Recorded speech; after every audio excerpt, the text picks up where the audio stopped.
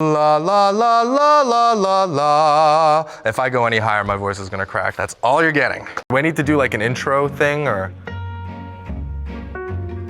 My name is Simu Liu.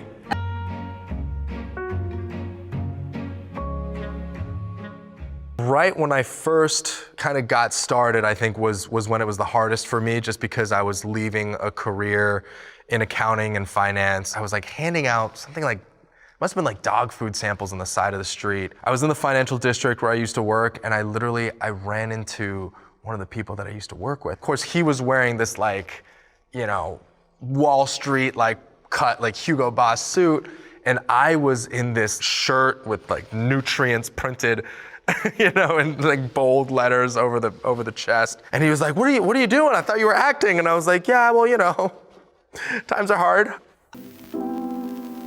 I was at home. I was in my tiny little apartment in Toronto. I just woken up from a nap. I was in my underwear. I was eating shrimp crackers by myself. I was on the computer, and then Kevin Feige called my cell phone, picked up, and he was like, hi, this is Kevin. I'm here. I'm in the room with like Jonathan Schwartz, our producer. I'm here with Destin Daniel Cretton, the director. I'm here with Sarah Finn. We want you to be Shang-Chi. I hung up the phone and I like collapsed onto my bed and started crying hysterically. I knew how big this role was. I knew what it meant for me. I knew what it meant for Asian people everywhere. And it was just an incredible moment. I was so over the moon. Penelope, you've had such a wonderful, amazing career where you've had the opportunity to play so many different types of characters. What roles excite you? What is maybe something that you haven't played or haven't been able to explore that you want to? The point in my career that I felt the most nervous was when I was screen testing for this Marvel role. I mean, you talk about this one opportunity that could drastically alter the course of your life forever. I got on a flight from Toronto. I put on the soundtrack of Avengers Endgame. It's like ba-da-dum, ba-da-dum, ba-da-da-da-da-da, ba-da-bum, bum, bum, you know? And everyone around me probably thought I was just crazy. It was on something. It was like 7 a.m. and I was just sitting in my chair like, dun, dun, dun. It was a movie that I really badly wanted. It was a long time ago too, but I had a director tell me that I was missing an it factor. And I think that's so much of the struggle of new actors as well, because I think you're constantly in a place where you're having to prove yourself. It's like grasping at sand. It's like the more you want to do it, the worse you come off. And so I tried to kind of take it in a constructive way.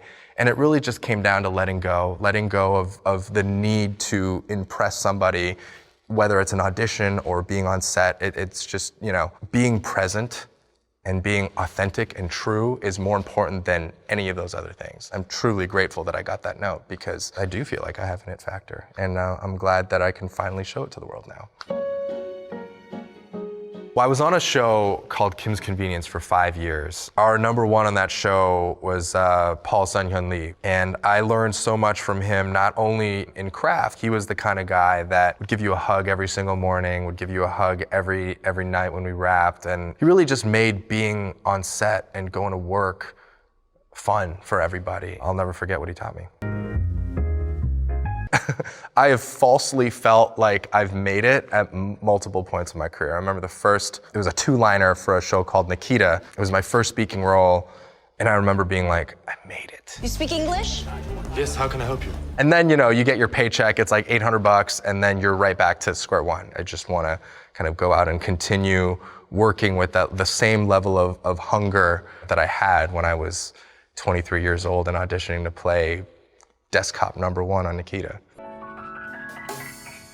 I love that no 2 days are the same. You're generally doing a scene that's never been done before. You get to play for a living, and you get to, you know, teach people about life and learn things about yourself. The only rule is that there is no rule. There is absolutely no routine. There's something pretty cool about not knowing what the next day is gonna bring. That's a wrap on this. Thank you for that. Thank you. Thank Awesome. you. Thank you so much.